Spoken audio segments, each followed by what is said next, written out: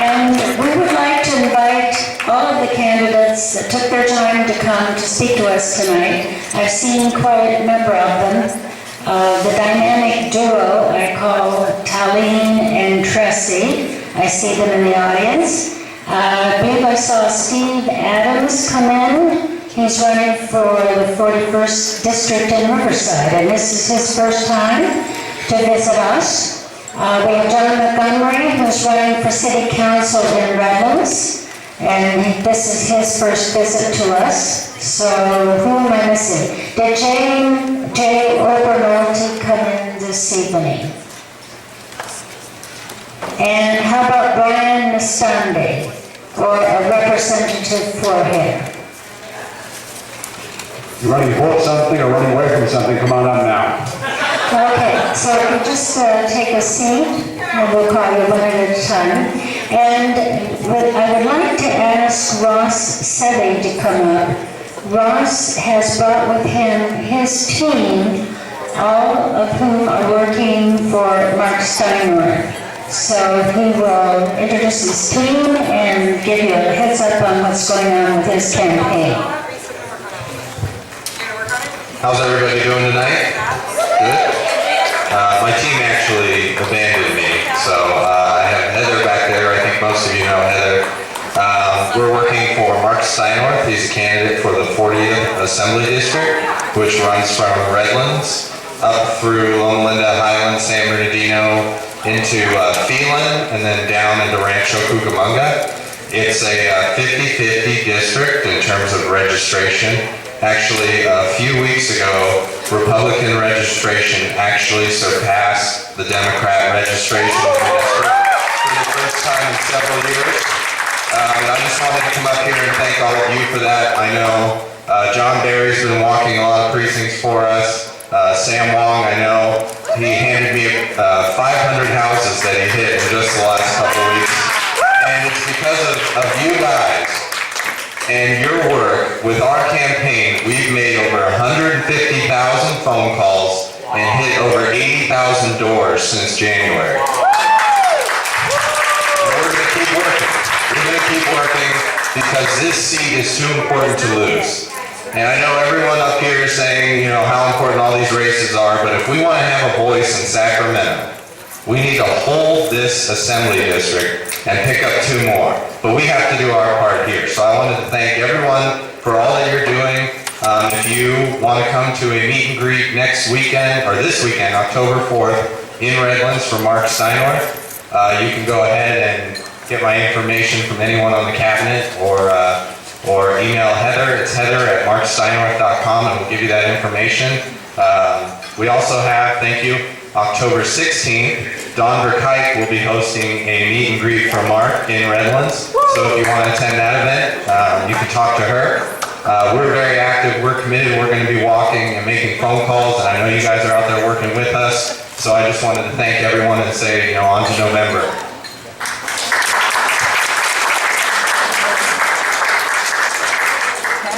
I want you to know that there were some folks that came all the way from Sacramento to be with us tonight. They had to leave, but they were here in support of Marc Steinorth's campaign. So we're going to open this up now for our candidates, and what we would like to do is ask our candidates to introduce themselves and tell us their 3 most important things they bring to the position they're running for. We're going to ask you to hold your introduction to just a couple minutes because we want to give the audience the opportunity to talk with you, ask questions, and find out what you're really about. We're going to start with ladies first. We'll start with Tressy Capps. Tressy is running for Fontana City Council. Thank you. Hi, my name is Tressy Capps, and contrary to what you might believe, my name is not a cuss word. I actually saw a YouTube video today by Dinesh D'Souza that confirmed that I'm right on track. When the left is attacking you, you're doing the right thing. So, I got a letter today, and it really made me feel good. It came from Love of Country Boulevard from Bold Town, California. And I think that really kind of describes my personality. I am a fighter, and I want to fight for our future. And I think these races are so important. This election is so important. And we just need to stand up and preserve our nation for our children and our grandchildren. And that's why I'm running for city council. And I have my friend here tonight, Taline. She's running for Etiwanda School Board, and I've worked for months on the Etiwanda School Board districts, and I'm very proud to introduce her tonight. Before she introduces, I want to address something with Tessa. She's been so really brave and been out there on the line at there's a Muslim protest Islamic protest in Riverside, and the illegal immigration issue, and forgive me if I'm going to mention this, is her employer, Coldwell Banker, let her go over adverse publicity. And that's a very pernicious thing, because if people know that you can be fired for your political activity, that's going to discourage people from getting involved in the political system. And this is a very pernicious activity, and you may want to consider that in deciding what real estate brokerage you want to use.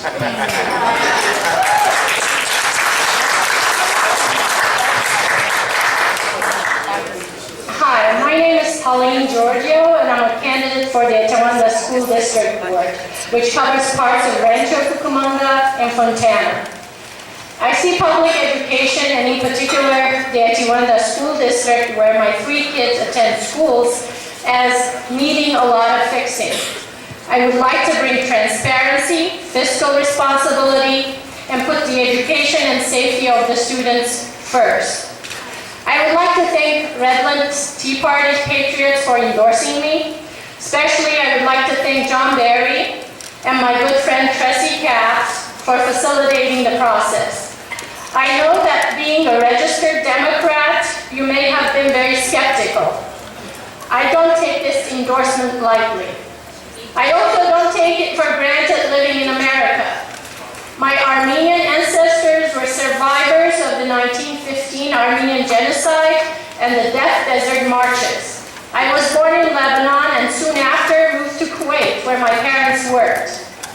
I studied in Louisiana, where I received bachelor's and master's degrees in electrical engineering from Louisiana State University and the University of New Orleans. And while there, I met my husband, George, I might add. After we both finished our studies, we moved to California 22 years ago, in 1992. Currently, I work as an adjunct professor at Cal State San Bernardino and have worked as sales director, engineering manager, and an engineer. Both my husband and I are naturalized American citizens.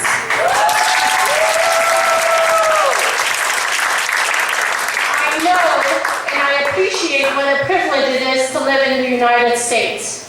If you are not familiar with the naturalization oath, I would encourage everyone to read it. It is a lot longer than the oath for the office of the presidency of the United States. And you'll find it interesting. It reminds us of the duties we all have as Americans. I feel good when I see America strong. A weak America makes me feel uneasy, even nervous. Civilization is fragile, and a world without a strong America would be not civilized. The core principles of the Tea Party are personal freedom, economic freedom, and debt-free future. These 3 principles can be summarized in a single one: free and strong America.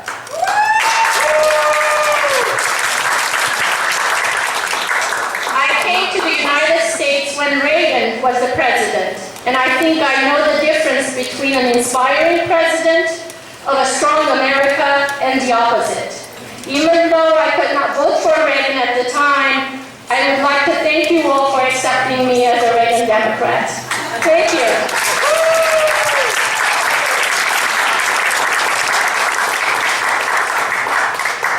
Good evening, everybody. I'd like to thank you and Redlands Tea Party for having me out. My name is John Montgomery, and I'm running for City Council in Redlands. Let me stop and tell you my full name. It is John Harrison Montgomery, and it will appear on the ballot that way, so make sure you vote for the right John Harrison Montgomery. John took a little bit of my thunder earlier because Neil was up here and said that you have a chance to elect one conservative. I'd like to set the record straight. You have a chance to elect two conservatives for Redlands City Council that will help get a lot more done and accomplished in the way we believe than just one person.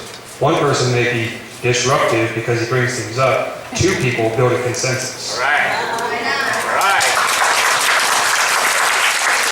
tell you a little bit about myself. I'm a resident of Redlands for about 6 years, but I am a member of a 4th-generation Redlands family. Most of them live on the north side. That's where one of my businesses is. And I get to see all of Redlands every day, with taking my kids to the east side for sports, north side to visit grandparents, great-grandparents, and then we live on the south side. And there is a lot of room for economic freedom for all of us that will bring jobs, money, transparency in our government, all to come to fruition through unshackling us as business people, homeowners, and citizens. And that's my number one concern with Redlands is opening up and unshackling the businesses and the taxpayers here. The next is, I am not a politician. So, I will not be a politician even if I get elected. I am a citizen, I am a father, and I am one of us. It's just us. So I believe me as a candidate and then a member of City Council gives everybody here a voice, not just my own personal agenda, which is the prosperity of everybody. Those are my 3 points. I hope you like them, and I'll be able to answer any questions later. Before Mr. Adams speaks, at the recent City Council candidate forum, both Mr. Montgomery and Mr. Gary said that they would vote to repeal the Redlands Sustainability Plan.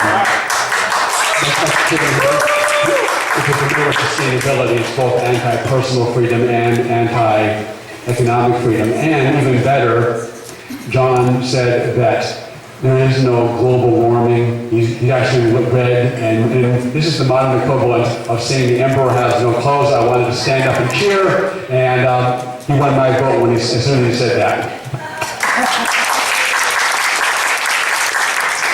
Good evening. You probably can't tell the difference whether I was sitting or standing, so it's irrelevant. My name is Steve Adams. I am a city councilman for the city of Riverside. I'm in my 3rd term. How many people are here from Riverside County? Good. I want every one of you guys out knocking on doors and dialing for dollars this weekend. I'm running for the United States Congress. A little bit about my background. I first came to this area in 1958 when my dad got stationed at Marc Air Reserve Base. Now it's Reserve Base, then Marc Air Force. I went to school, grade school through college, RCC, UCR. I served on the Riverside Police Department for 15 years. Until I got retired from injuries and wounds I stayed in line of duty. For 30 years I've been a small business owner. And for the last 11 years I've served on the Riverside City Council. As a city councilman, I'm apolitical. I represent all the people. That's who you are. You represent all the people. You got pigeonholed with some goofy stuff. You guys went out and made America great. In 2010, you got the House for this country. Yeah. In 2014, it's going to be you that's going to get not only the House, but the Senate. I heard a joke today, but it was also a tragedy. It was called Barack Obama. A vote for me is a vote against Barack Obama. My opponent, his name is Marc. This is a new seat that was created last year. Forever, this seat has been a hardcore Republican seat that with redistricting it changed. and went to +9 Democrat. Right now it's +4.5. It's dropping down. That's because of Americans are finally fed up with the crap coming out of Washington, D.C. The city of Riverside is 50% of the district. It's +3 Republican. We need to grow that. Those of you that have time, you're going to be out knocking on doors doing stuff for these people and the people in San Bernardino County. That's great. Paul Chabot and I support each other. You need to work for Paul Chabot, and you that are from Riverside County, I need your help. We need to get people out to vote. This will be a low turnout vote. People think, well, man, they're mad. Look what's going on. Well, we're going to see the reverse of the last election where we had a presidential election, and the Democrats showed up, and the Republicans, 14% of the high percentage Republicans didn't vote. Don't not vote. Get out to vote. That don't just call Republicans, call independents, call the Planet States, call those people in the middle, because those are true Americans, just like us, but they don't believe in the leadership they've seen. Both parties have screwed up. Our party is screwed up. It's time to find somebody that can give you leadership. We need somebody that knows the difference between fetch and sickle. I'm sickle, in case you're not sure. So we need to get out there and do what it takes to win this election. We're neck and neck. Right now, my seat, the Inland Empire, the Republican National Party said, forget you guys. We're going to show them different. We're going to turn this around and we're going to win. And then they're going to owe us. We don't owe them. This is America. You know what an amazing privilege it is for me tonight to be amongst grassroots, true American citizens who believe in this country. As a councilman in the city of Riverside, we downsized the city by 26%, but we improved our efficiency by 41%. 3 months ago, we were named the #1 job creator in the nation and the highest new paying jobs. That's great. We need to bring jobs back to the Inland Empire. We are the other California. We're a great part of California. The other thing we need to do is secure these borders.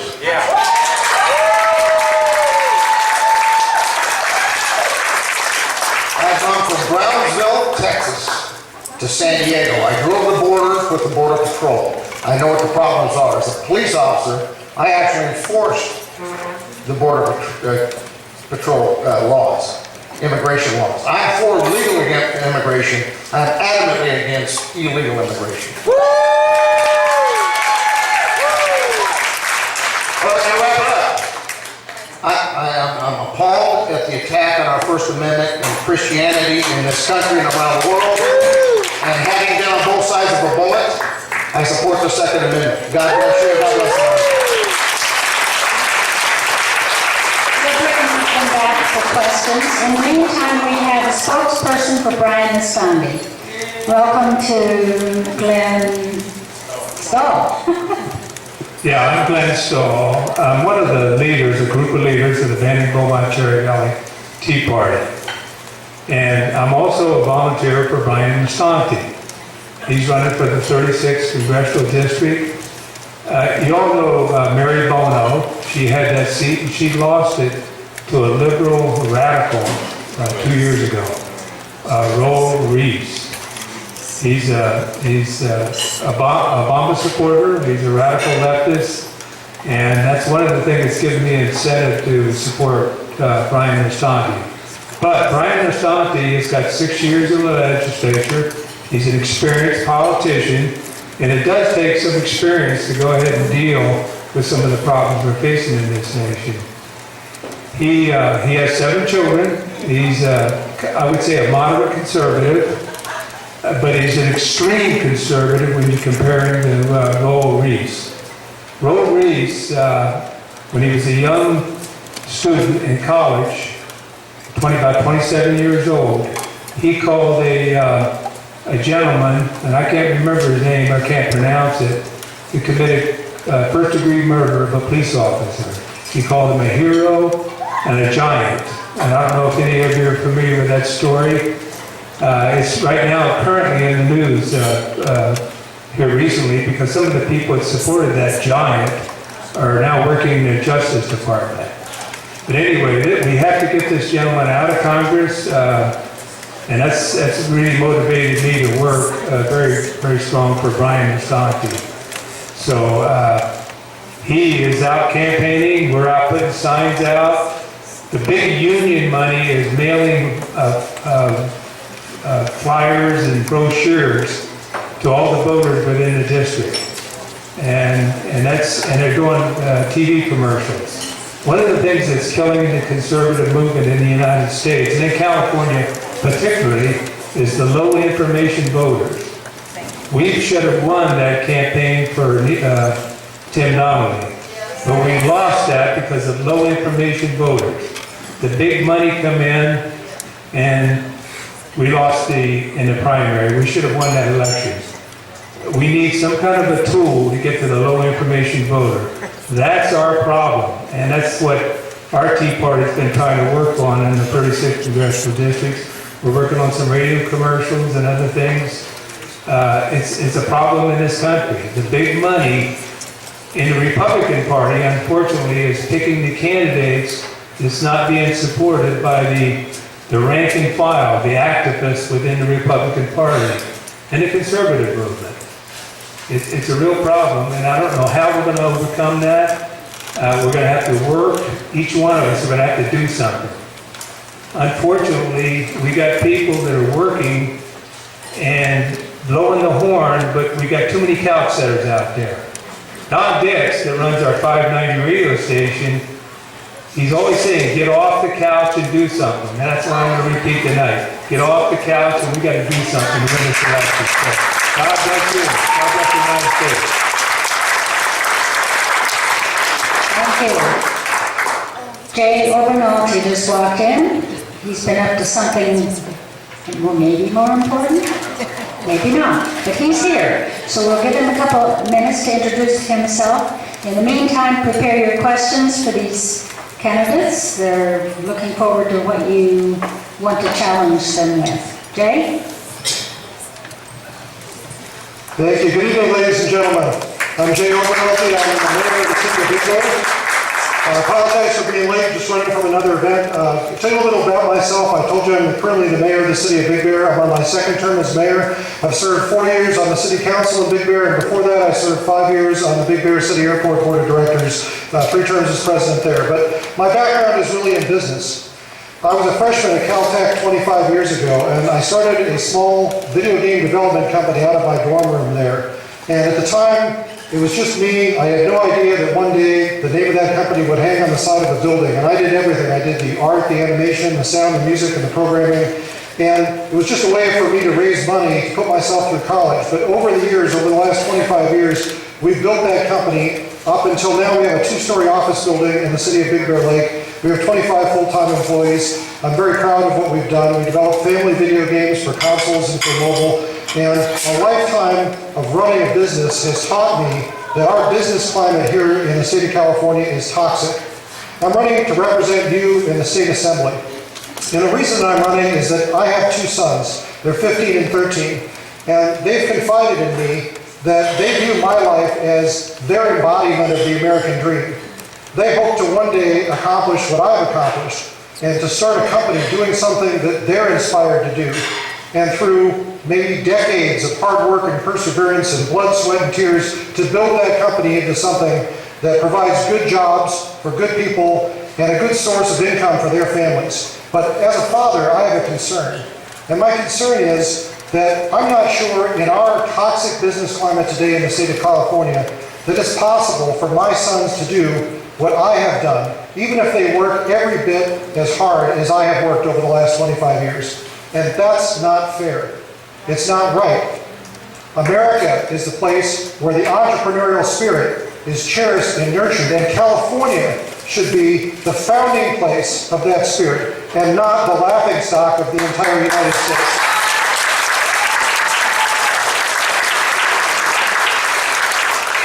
So I think we need more business experience in Sacramento. And let me tell you, I've spent a lot of time there over the last 6 months campaigning, and I have been shocked at how little people there have business experience. Because the standard career path to get into politics in Sacramento does not go through business experience. It goes through politics. I'll tell you, the standard path for a Democrat to get into the state assembly is this. You go to law school, and then maybe you clerk for somebody, and then maybe you get a job as a legislative director on someone's staff, and then maybe you get a job as a chief of staff, and then maybe along the way you run for a city council or a school board, and you become the mayor of a small city, and then you run for the state assembly, and then maybe you run for the state senate. And there you are. You've spent 25 years maybe as a career in politics and never really worked a day in your life. And I don't think that that's right. I think we need people representing us in Sacramento that know the pain that we put our businesses here in California. Because I'll tell you, we're hurting in the 33rd Assembly District. It always seems like we're the first to start to suffer when there's a recession, and we're the last to recover. We have not recovered yet. Way too many of our friends and our neighbors are still struggling to feed their families. And I think we need to improve our business climate. And I'd like to start that by taking my business experience to Sacramento to represent you, and my legislative experience. As I said, 9 years in elected office and 2 terms as mayor of the city of Big Bear. So I'm Jay Obernolte. I very much appreciate your vote in November. And let me just say that I'm a Republican in the race. My competitor is a Democrat who believes that Jerry Brown's crazy train is a fantastic idea. So thank you very much for listening.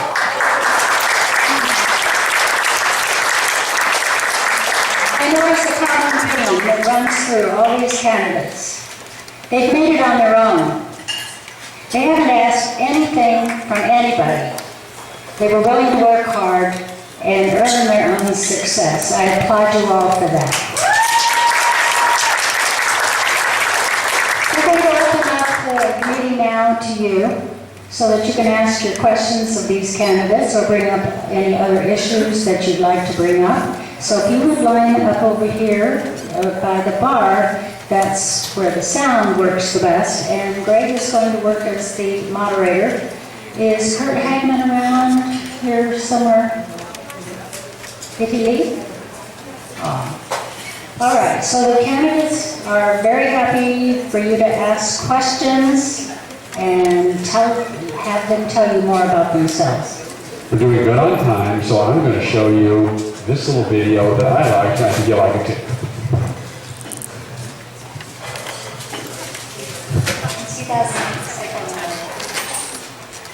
His online profile made him seem so perfect.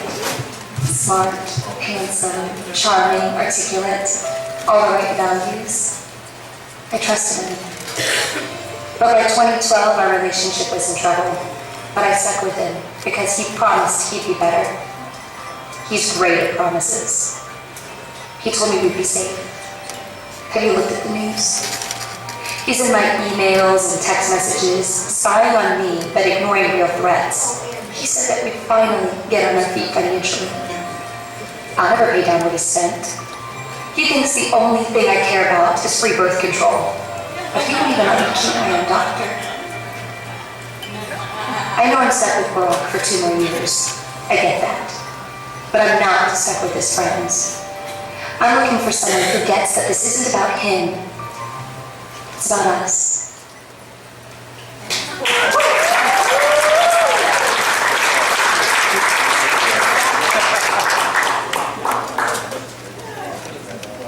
Hello? As Colorado says, keep it picky. Yes, my name is Raymond Herrera, but I have a comment about the business atmosphere in Sacramento. Most of the legislators up there are from Mexico, and there's no business in Mexico. But my question is for Councilman Adams.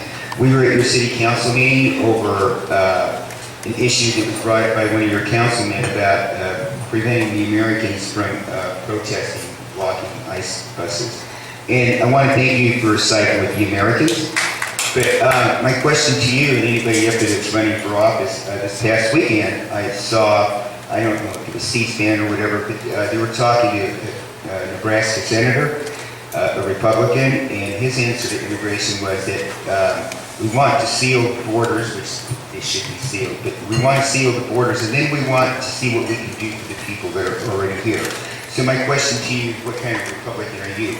There's only one kind that I know, and that's deport, stop amnesty. There's no in between. So when we elect you and you're up there, will you blow with the wind like that Nebraska senator?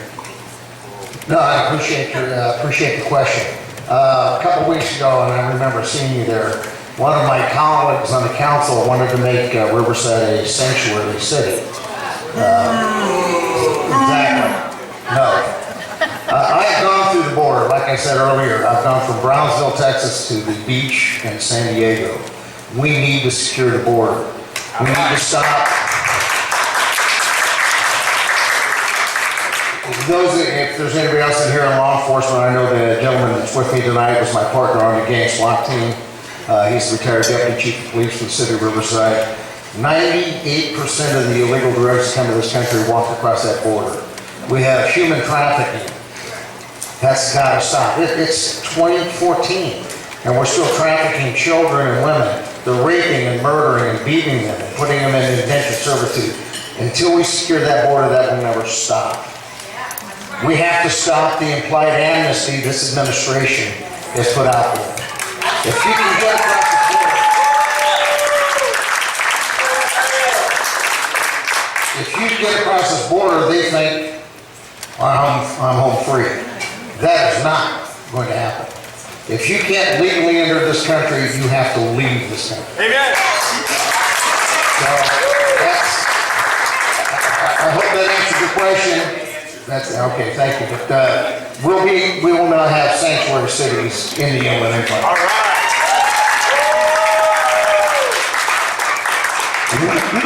Anyone else? I'm sorry. I'm going to come up here at once.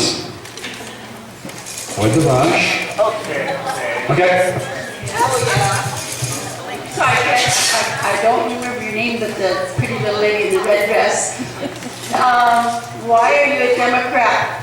Well, you have the right to ask that. A lot of my values seem to lean otherwise.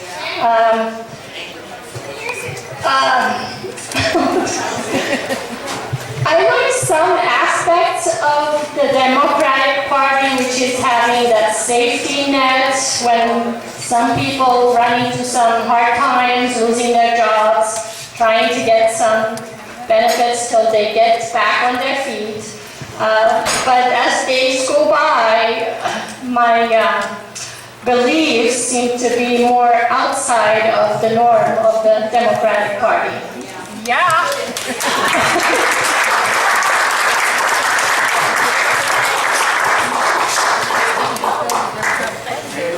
Richard. I got another question for you, okay? Okay. How do you feel about Common Core? Well, I have 3 kids in the district. By the way, the twins, their birthdays today, John, so they were born the same day as you. I'm experiencing every day when my kids do homework, the parts that I've noticed at least the parts that I'm noticing, it's the math. The way my background is mostly math, engineering. The way they're approaching solving problems, it's completely absurd. And I'm against it, and I'm against the fact that even California agreed as a whole to implement it for all over California. I don't agree. I've heard things that later it may affect what they're going to be taught in terms of history, and I don't agree with it.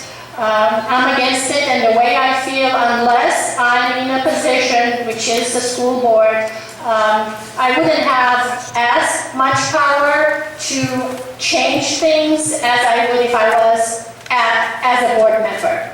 So being a board member, I feel like I would have more power to influence at least the district and parents and change things that way. As a parent, I can do things as well, but I believe having that position will help me more in terms of changing some things that I don't agree with, especially Common Core. Okay. You need more candidates like this lady.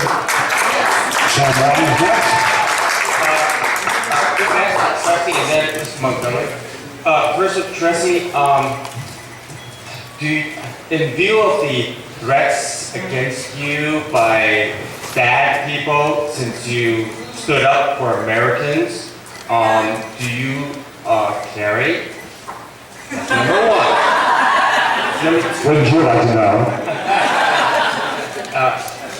Are you okay running for city council in Fontana in spite of all the hate that's going against you? Are you more with fortitude now? Are you more in fire, or are you fearful now? We are not called to fear, and I am not fearful.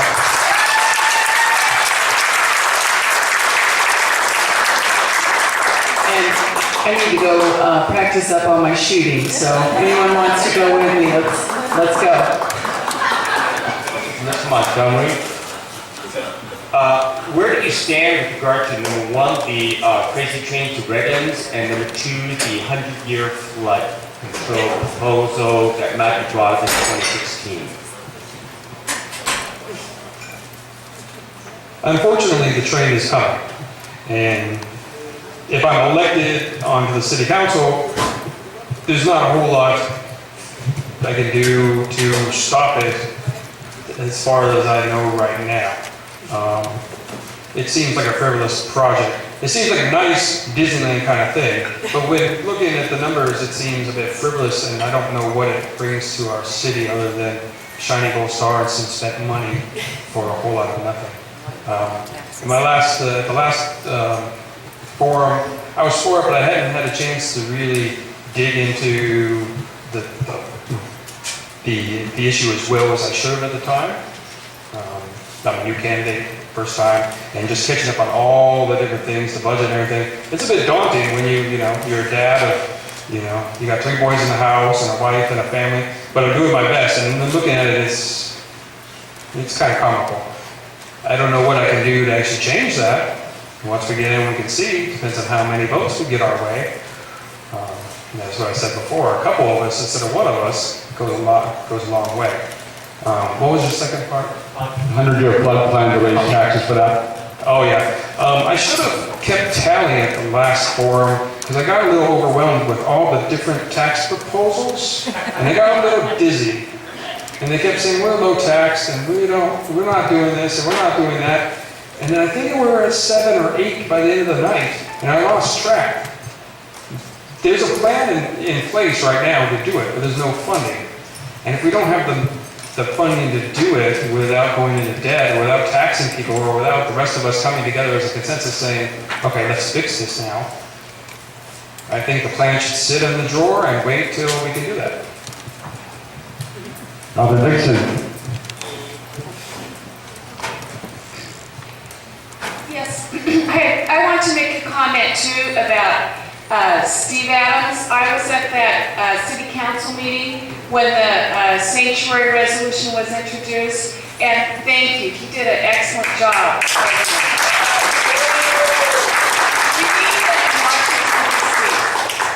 My next question is for Tressy, and she has been very courageous in the face of pure evil. Here's my question for you, Tressy. As a city council member, I've been reading in the paper that Fontana has recently started holding police meetings in Spanish. And I just want to know if you would take a stance on that as a city council member. From what I understand, they had one community meeting in Spanish, and it was very poorly attended. So they're gonna scale that back because hardly anyone showed up. So I guess that's good news because we should all be speaking English.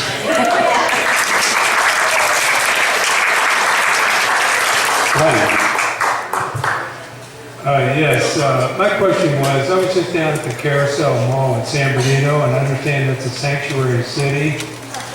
And I also noticed there was buses, tandem buses running around empty. And they're going to build a $200 million train from there up to the Redlands Mall and University. And Redlands Mall is boarded up and vacant now, most of it. John Montgomery, would you go out and oppose the building of that project? Now, you did mention that it's already set in cement, that's a done deal. I know Pete Aguilar supported that, and it doesn't seem to make sense right now at this point in time. Also, I want to compliment the guy from Riverside that voted down on that sanctuary city. I'm thinking my question is, are all of you opposed to sanctuary cities? Well, if I were on the council and had a chance to say at the time, I would vote against it, if that's what you want to know. Being that I'm on the council, and then if I do get elected, when I get elected, I don't know what we can do at this point to stop it, because I know that the project it's an environmental study process and it's coming. It does seem a bit frivolous to try and just bring more, who knows who, from San Bernardino back into Redlands. And I know what the Carousel Mall looks like. Were you speaking about the mall project as well? Or just the train? I noticed the mall is vacant in Redlands right now. It's actually been bought, and there's a project in mind that I, for the most part, I'm in favor for. The thing I would say for the mall is that they open up the retail area that they're going to build for small local businesses as well, just not giant corporate chain stores that can spend the money and block out the local businesses. Seeing that Redlands, the city we all love, has a lot of personality, and it goes especially with our downtown area, which is fueled by local citizens of Redlands doing business and struggling every day to make a payroll and to make a profit. It seems wrong to try and choke them out by just bringing basically a strip mall right next to them. So my biggest concern is, like I said, just trying to be able to hopefully have them allow and take into consideration local businesses as part of that property. Sure. Sanctuary cities. Does anyone else want to address the topic of sanctuary cities? Well, I mentioned I was the mayor of the city of Big Bear Lake. We are not, I'm proud to say, a sanctuary city. I'm running to represent you in the state assembly. Unfortunately, I would call California a sanctuary state. Yeah. And it's very confusing to me because the United States is pretty lax in our enforcement of illegal immigration anyway. And yet, apparently, our state leaders feel that even the small amount of enforcement that we do at the federal level is too much. So I think that that's deplorable. I really don't understand what part of illegal immigration is confusing. What part of that word is illegal? Anyone else? Hi, Tressy Capps. I was at that Riverside City Council meeting, and I went as far as filing an ethics complaint against the council member who proposed that ridiculous resolution because he stated there was no fiscal impact to Riverside becoming a sanctuary city, which is a bald-faced lie, which is why I'm probably being targeted and why you probably saw me on the news. But you know what? We defeated that resolution, and I would do the same thing in Fontana.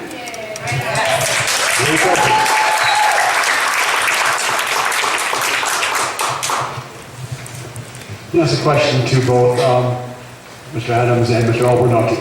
If you get elected, Mr. Obernolte, you'll be one of the minority of 80 members of the Assembly. If you're elected, Mr. Adams, you'll be one of maybe 230-something members of the majority. How would you go about trying to make a difference as just one person up there in a much larger body? Well, as the advantage of being a city councilman, I'm apolitical. I do the transportation for the city of Riverside, for the county of Riverside. I was appointed by Dianne Feinstein to do the state of California Goods Movement Task Force. I'm the only elected to serve on that. I was appointed by Congress by a Democrat to write the first ever national transportation policy and plan. When the Republicans took the House, I was reappointed as the chair of the National Multimodal Steering Committee. The difference is I have already worked across those lines for the betterment of our region.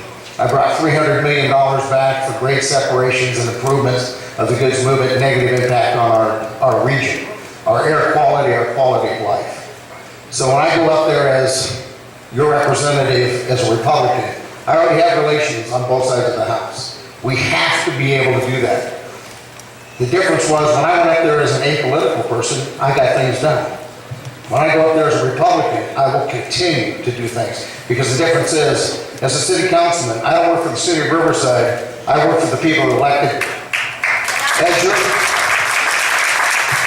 as your representative, and it's the House of Representatives, it's not the House of the party, the House of Washington, D.C. I will go fight for you because you're my boss. You tell me what we need, I will take that to Washington, D.C. We will get what we need and bring it back. I'm not going to come back and say what the party said I can and can't do because it's not popular. That's the difference. We can work across the lines. I've done it. I have relationships on both sides. And we need to continue working together. Just like the lady here that's a Democrat, middle of the road, was what I said earlier. We have to reach out to them because this is about America. This is our nation. If we don't change it now, we're stuck with these people for another 20 years and believe that this country's going to have. Stop it now. I need your help. We need your help. This is our country. Let's take it back.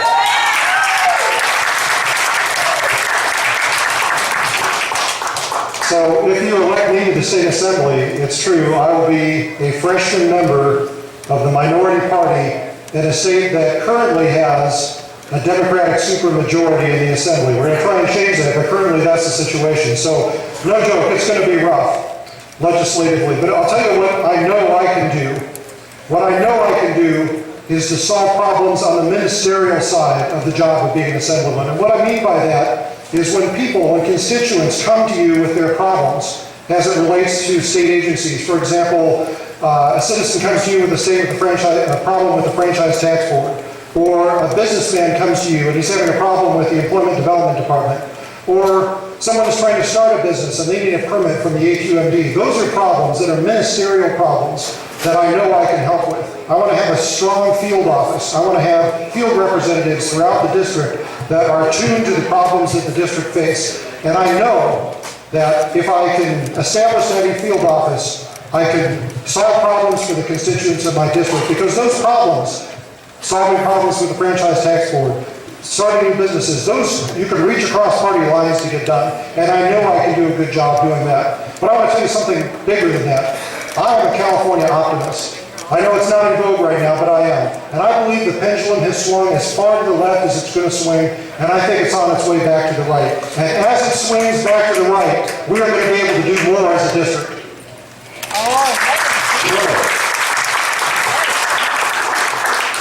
I just have a comment for Mr. Montgomery, talking about corporations and everything. If you look down in the Citrus Mall, our Citrus Mall here in Redlands, all of those people are corporations, every single one of them.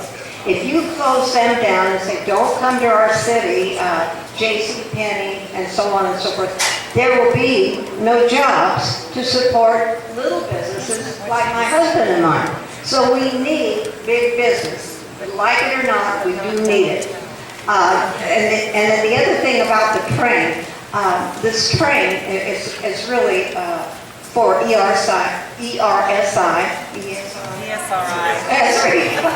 I'm sorry. And the University of Redlands. There's going to be 14 train stops. We're looking at a $300,000 a year bill that we will have to subsidize for that train.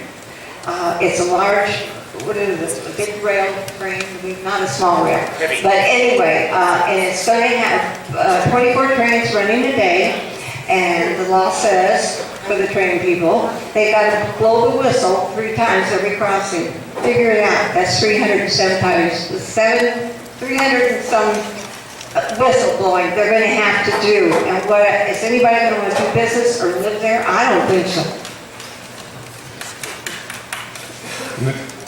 When I spoke about the mall project, I didn't say keep the corporations out. I just wanted to make sure the small businesses are included. What happens in some of those big projects is that they get people to sign 25-year leases before the building's even erected. There's so many small businesses downtown, and that's where a lot of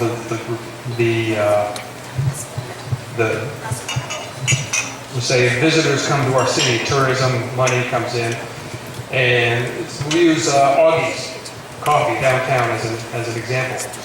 They're a small business that employs people and has expanded and has become a mainstay in our downtown. If we open up 3 more Starbucks within walking distance of them, what does that do to their business? I'm just saying that small businesses should be allowed to have part in the project and not just be shut out completely. We need as many businesses to come into Redlands that will expand and be free, and bring as many jobs in as possible, not just cycle one for the other. But some good things are happening on the federal bench, such as striking down the 10-day waiting period for those that have a clean record and have already passed a background check. Jay, when you go to Sacramento, and I know you will, what are you going to do about the, especially things like a CCW permit? You have, everything you fill out on that form becomes part of the public record. Can we restore that to a privacy issue and make it private so that more Americans can have their God-given, not Sacramento-given right to carry in this state without being on the laundry viewed by the nosy public or put on the Google map someplace? So I completely agree. I'm a strong supporter of our Second Amendment rights. Unfortunately, in this state, right now, with the state of things, with the Democratic Party and the Republican Party, we have zero chance of getting something like that done. But as I said last time I was talking, I'm a long-term optimist. And this is the way I see it happening. I think that in this election cycle, that we're going to break the Democratic supermajority in the Assembly. I think 2 years from now, we're going to break the Democratic supermajority in the Senate here in California. And I think 2 years after that, we have a good chance of taking over the majority in the Assembly. And we've got a couple of really encouraging things happening in California politics that are going to help that. But in the meantime, all we can do is to keep fighting that fight. All we can do is to keep voting those no's and vocally advocating for our Second Amendment rights. And I'm very proud to say, actually, just this week, I got the endorsement of the National Rifle Association, and I have an A rating from the California Rifle and Pistol Association. So I'm dedicated to protecting those rights. Yeah, one more question. Just poll data just came out just today. The 53% of Californians would choose lower taxes and fewer government services, and that has been trending up from used to be under 50% and is now over 50%, and a very interesting development for a very liberal state. Now, James is going to ask the last question of the evening. Make it good. This is for Mr. Adams. I also was at the August 26th resolution to create Riverside a sanctuary city. Now, Melendez claims that there was going to be no fiscal impact. Can you give your view if Riverside did become a sanctuary city, what kind of fiscal impact it would have on Riverside City? Well, thank God that's a hypothetical question. Because we will never become a sanctuary city. It would have been millions of dollars. When you volunteer to the federal government to bring people to our city or to your cities, then you have to pick up the responsibility of their health care. You have to feed them, you have to clothe them. They wanted us to put them into schools and educate them. And we're a compassionate nation. And I've been to the border. Many of these kids were forced here. They didn't want to come here voluntarily. And the most humane thing we could have done was feed them, clothe them, and get them back to their parents and back to the country they came from.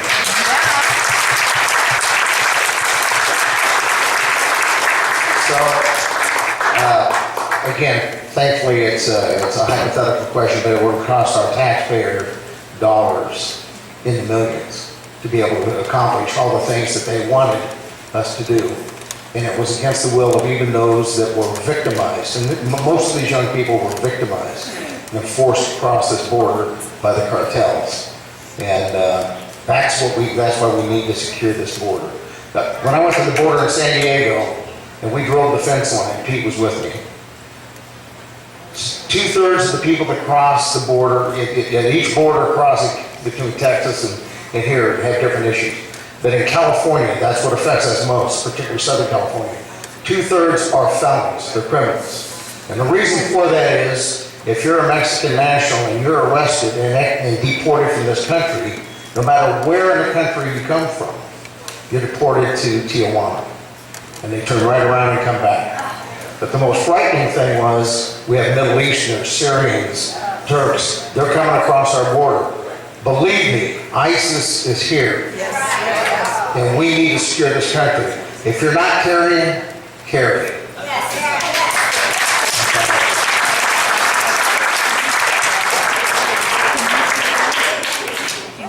thank these patriots for coming forward and willing to serve their country, our cities, our towns. They're sacrificing their own lives and taking time from their families. We appreciate what you're doing.